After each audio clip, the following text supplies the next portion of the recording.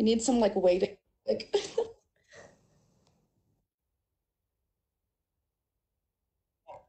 oh, okay. Okay. Awesome.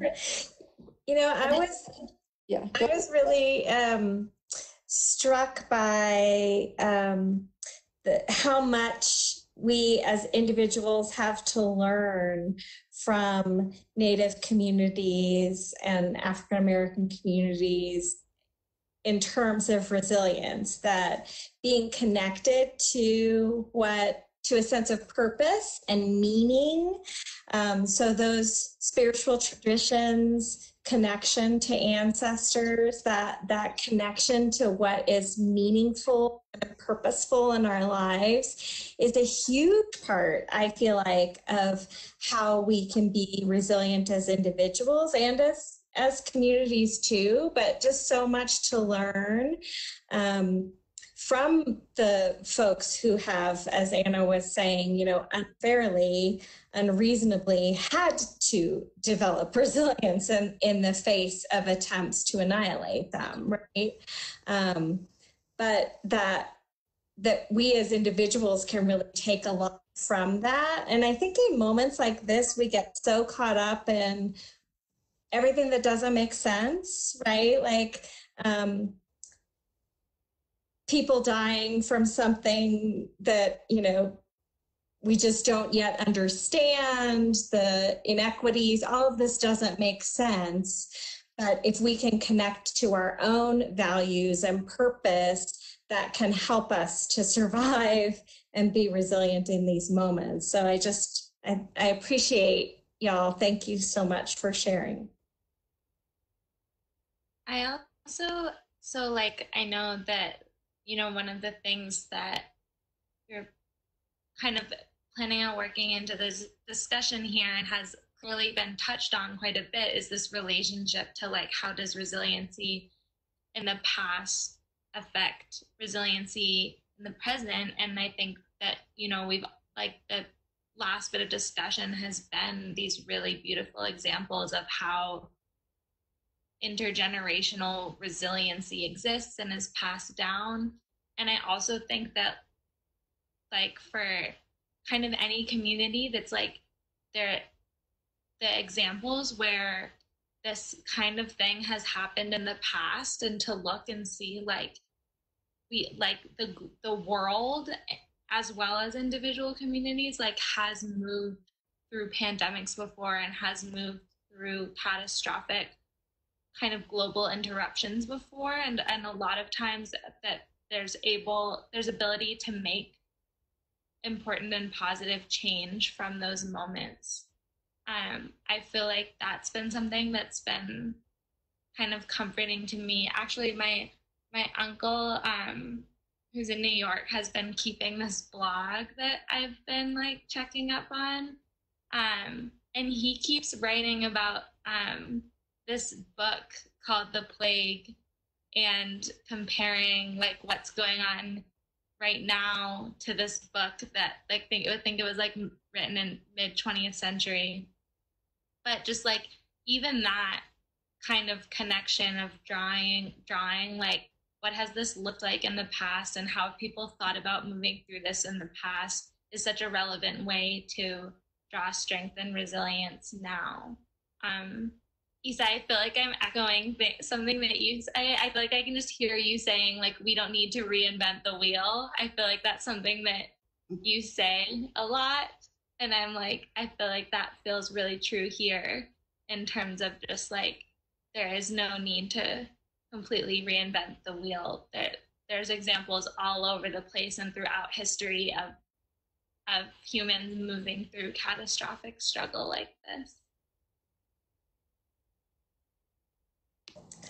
I'm curious whether even as we're struggling mightily to figure out like how to do this kind of stuff and like having to learn new things, I suppose that's a silver lining in itself, that we're learning new stuff. But I'm curious whether y'all have been thinking about, this maybe is going to be a positive outcome from this. One of the things that I feel like I've been seeing a little bit more of that had felt sorely lacking for a while was giving people grace. And I feel like I'm seeing much more from people of like not assuming the worst of people, and if people make mistakes, like being like, yeah, of course, we're all screwing up right now, and there's just more grace. And I'm so hopeful that that's going to carry forward for us as a society, as a world, perhaps. And I'm curious whether y'all are seeing anything that you're like, ooh, this might be actually good. Good hygiene. That's just a funny one, but I'm disturbed. Apparently, a lot of people did not wash their hands, and so I knew people were nasty, but like, oh my gosh. So yeah, I'm hoping people will be like cleaner after this. But yes, empathy, I think, is much needed, and it's literally something the whole world is because empathy is like feeling together, right? So like literally the whole world is feeling this together. So I really hope that leaves something good behind, that people are more empathetic after this. And because as Debbie said, like that contributes to resilience as well. So anyone else? I was just going to say exactly what you said, Anna, is, we're all kind of going through this shared experience, and of course it's affecting different populations disproportionately, but there's still like that level of empathy, I think, where we can connect on, at the very least, like the terrifyingness of like what this disease could mean for our loved ones, for our communities, no matter what communities we're a part of. And yeah, so I hope that maybe this shared experience will kind of just keep people, I guess, in that mode for at least a little bit, where we're trying to help each other more and are more, like Heather said, giving each other grace for a period of time after this hopefully ends. I think you were muted there, Heather. I think it's going to give humans the opportunity to look at all life, not just human life. The creatures roaming around now more freely, but just think, little tiny organism, a whole universe of them have brought us down and have changed our world and are keeping us inside, little tiny microscopic things. So we just have to be aware of everything, and I think be more respectful to all life and to all people. Yeah, that's something I hadn't thought of. But I mean, I have seen in passing, like how the environment's changing already with fewer people on the sidewalks in cities. It's like almost like animals are reclaiming some space. So yeah, and I know I'm talking a lot, so this is just one more thing that I hope that's good that comes out of this. Like 3 weeks ago, I was just like, oh my gosh, social distancing, like people are already like pretty socially isolated via social media and so on, like, because the WRC, we're always trying to like build the community, have people come together, because it's so important to physical and emotional and mental health. And so I was worried, like, wow, this is going to send some people like into their house and they're never going to come out. Like, it's going to I am seeing people are actually recognizing the importance now of being able to get together with friends or being able be in contact with your family. There's people on my side, like I'm more in touch with some people from my family than I have been in years. Yeah. So like, it's kind of bad. It took like a pandemic to but at the same time, I hope it continues after when this is done and we continue our lives. Like I hope we continue that staying connected. Right. I do am mindful of time and also want to kind of just circle us back to maybe the middle of the conversation where we were talking, but also with everything else in mind.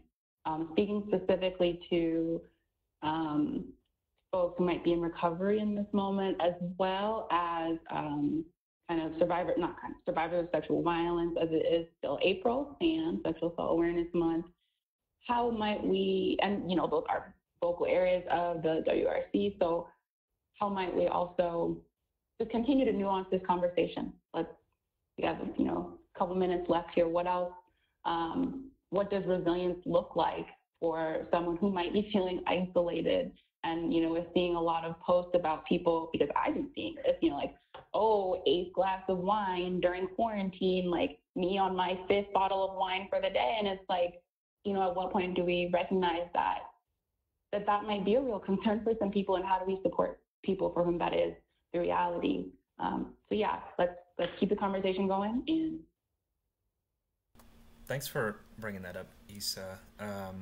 I've been talking with a few students in recovery about their experience, and I think just to maintain recovery, a big part of that is to feel part of community still. And I think what's bringing together communities now is the internet, as a utility, and I think a lot of students are turning to reaching out to people via the internet, staying connected in that way. There are certainly, virtual AA, NA, even Al-Anon meetings, if that's something that you use for your recovery, to connect with all across the world at all different times. There's also this really cool app that I came across the other day, and I think you'll be able to find that in our comments. But the app is from the Addiction Policy Forum. It's a free app.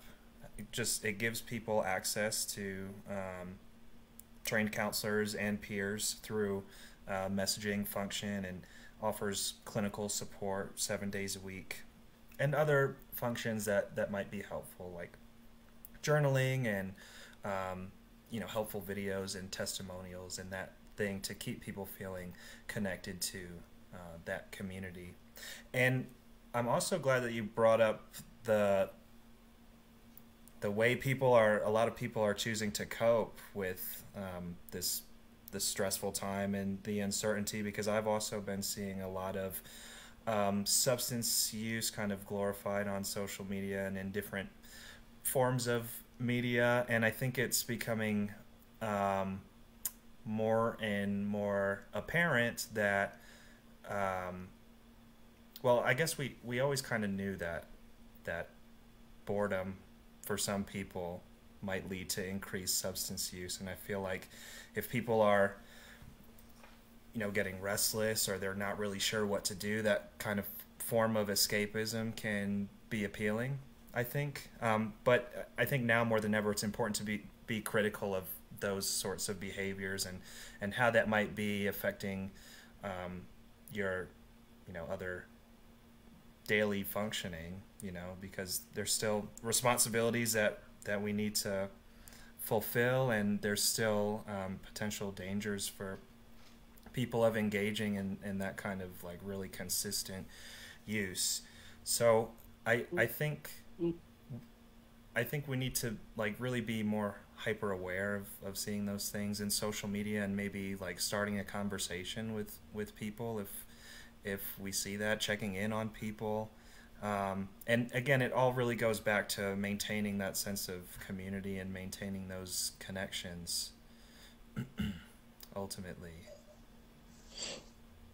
Yeah, thanks, Chris. I think that your point about checking in with people, so hopefully all of us are trying to do that on a daily basis, of thinking about who in our lives or who in our various different kinds of connections and social circles might need some support, because a lot of times folks with addiction or with mental illness or survivors of sexual and relationship violence might be feeling particularly isolated in this moment. And so that's one of the things we could be doing as a community to really help build resilience in our community, is to be reaching out to people and asking them how they're doing and what they might be needing. And I also think like that, oh, I'm on my fifth bottle of wine, or I'm not going to get isolated in my house without booze, or, you know, like I literally have talked to people in Costco who said that, right? So part of that also maybe comes from our own discomfort with our discomfort. And part of what can help us be resilient is actually to sit with ourselves, right? To say, how am I feeling? And to be responsive to that, rather than to be like, ooh, I don't like that feeling, I'm going to cover that up with alcohol, or I'm going to cover that up with sort of meaningless distraction or something like that. To be meaningfully engaged with ourselves and to be paying attention to, like, what do I notice in myself? What is my struggle? And what would actually be helpful to me to move forward? And I just think that's a part of everybody being healthy, and certainly also for folks struggling with addiction.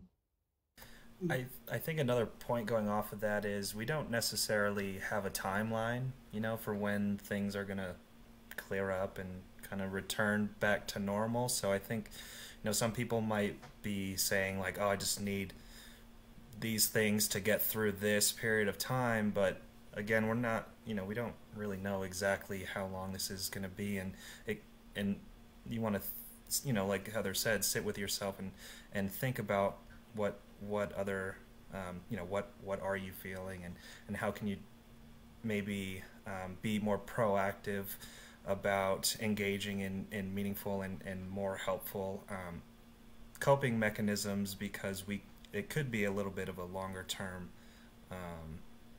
situation.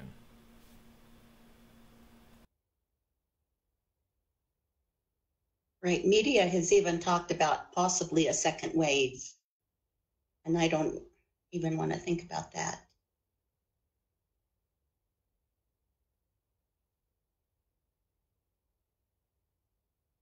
Yeah. Whenever I encounter something and that's my response, I'm like, oh, I don't even want to think about that. Generally, unless I have to, I don't, because it's like, you know, Montana, you were talking earlier and you ended your sentence with like, but I don't know. And I started thinking, like, what, do you have to know? Like, going back to just what's in our control. Like, I'm gonna selectively get my news, and what, you know, what happens. And what makes me feel resilient is knowing that whatever comes, I got it. You know, we got this. We got this. Yeah, I think that part of the reason that this is so unsettling for people is because of the ways that like knowledge is directly related to control, right? Like Heather has been bringing up a lot, I think, especially the fact that like, yeah, we need to let go of the fact that we don't have control. We need to let go of the illusion that we have control. And I think that grasp for like wanting to know when this is going to be over, to know like all of the facts that we can't know right now about the coronavirus and about how it's going to impact our society after this is all over, if ever, like, you know, a definitive over is even a thing, like that in itself, I think is kind of an illusion. Yeah, like I think just there's so many ways that the idea of like finite knowledge or black and white truth relates to feelings of control, and that this is also pushing us to let go of that idea that we can really know what's going on. And I also think that that's a good thing. because I think that, like, speaking of Sexual Assault Awareness Month, like, that idea of control and needing control relates to power. There's a lot of ways that, like, the need for control, and I think, like, the need to have, yeah, just that it's a deeply human thing, but it also, I think the opportunity to recognize that we don't have control in this huge way kind of creates an opportunity for diffusing power. Ooh, okay, Montana the revolutionary. I like it. I like it. I mean, I think to go to the conversation of, like, what is something that is good that will come out of this, like, maybe it is also being naive of me, but I do think that, like, the way that this is revealing, like, our healthcare system is an absolute mess and, like, completely unsustainable. There's so many things about our society that are completely unsustainable, which there have been so many people who've been saying that for years, but the way that this is making, like, literally the whole globe take a really hard look at that, I think it does create opportunity for, yeah, changing power structures in a way that, like, maybe could be revolutionary, or could just be, like, good. I think that brings us full circle to Audre Lorde, right? Like, Definitely. self-care is a revolutionary act. And if we actually thought about self-care for ourselves, our communities, our planet, right? Gosh, the changes that we could make would be pretty phenomenal, right? Mm-hmm. Nothing short of phenomenal, in my opinion. Does anyone else want to kind of add to the conversation before we wrap up for this live? Don't want to cut anybody off. I really want to thank Debbie for, I was just going to thank Debbie for joining today. To talk to us about resilience, especially in your role at CC, played a big part in helping the community develop that. So thank you for joining us on this conversation today. Well, thank you for inviting me. I've enjoyed it. It's been wonderful to have you. Thank you. Thanks, Debbie. Thank you. You're welcome. All right. Well, I will just draw our attention to upcoming programming, which includes next week's mindful stress management session, Wednesday evenings, 4 to 5 p.m. Mountain Time. We have another Thursday night live coming up next week. So if you enjoyed what you saw tonight, enjoyed our conversation about resilience, and including hearing from Debbie's perspective, please consider joining us next week. We would really love to have you.